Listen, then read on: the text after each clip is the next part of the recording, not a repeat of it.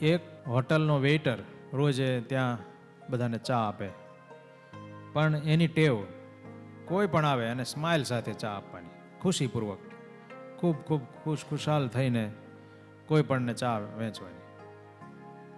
તો એક દિવસ એક કોઈ ગ્રાહક આવ્યા અને આને ખુશી સાથે આમ સ્માઇલ સાથે ચા આપી. ઓલો જે ગ્રાહક આવ્યો હતો ને એ બહુ ટેન્શનમાં હતો, બહુ ઉપાધિમાં હતો અને આમ સુનમુન હતો અને કોઈના તરફથી એને કાંઈ પ્રેમ બળ કે કાંઈ આમ સ્માઇલ કોઈ તરફથી નહોતું મળતું. એટલે આ ઓલા હોટલિયાએ એને ચા સ્માઇલ સાથે આપી, હિતાભાઈ. એટલે ઓલો ભાઈ ખુશ થઈ ગયો.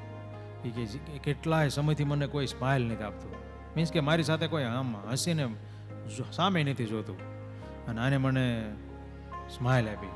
પોતે માણસ પૈસા ટકે સુખી હતો, પણ અંદરથી બહુ દુઃખી હતો. એટલે ખુશ થઈને એને તો ઓલા હોટલિયાને 50 રૂપિયા ટીપ આપી દીધી.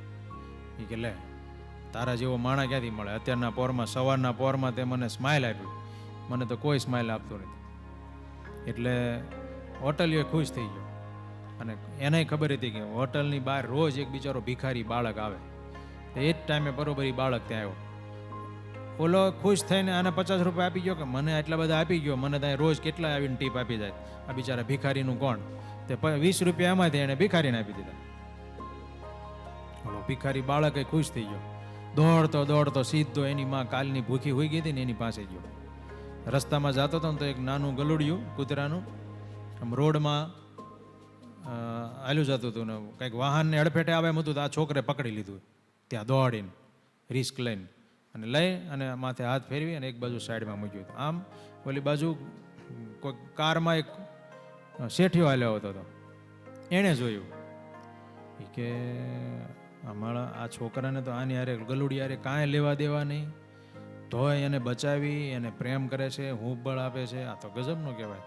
તો હું તો મારા માટે આ મારો ડ્રાઈવર ને મારો સ્ટાફ ને મારા ઓફિસના બધા આખો મારા એમ્પ્લોય બધું આખું મોટો જબર સ્ટાફ, એને હું કોઈ દિવસ ક્યારેય કોઈ મારા તરફથી આવી રીતે પ્રેમ બળ કે કાંઈ સ્માઇલ આપતો જ નથી.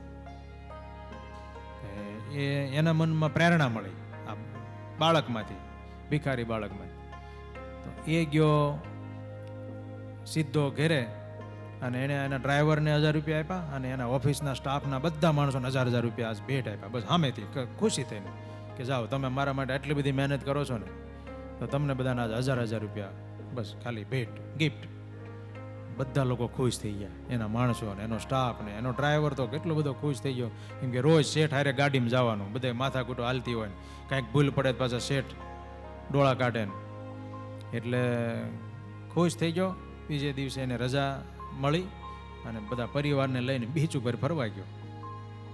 અને ત્યાં દરિયા કિનારે હર્યો ફર્યો, મોજ મજા કરીને બધા નાયા આનંદ કર્યો. પછી બહાર નીકળતો હતો ને ત્યાં એક બીજો યુવાન એને સામે મળ્યો, ઠેઠ દરિયાના પાણી પાસે સીધો.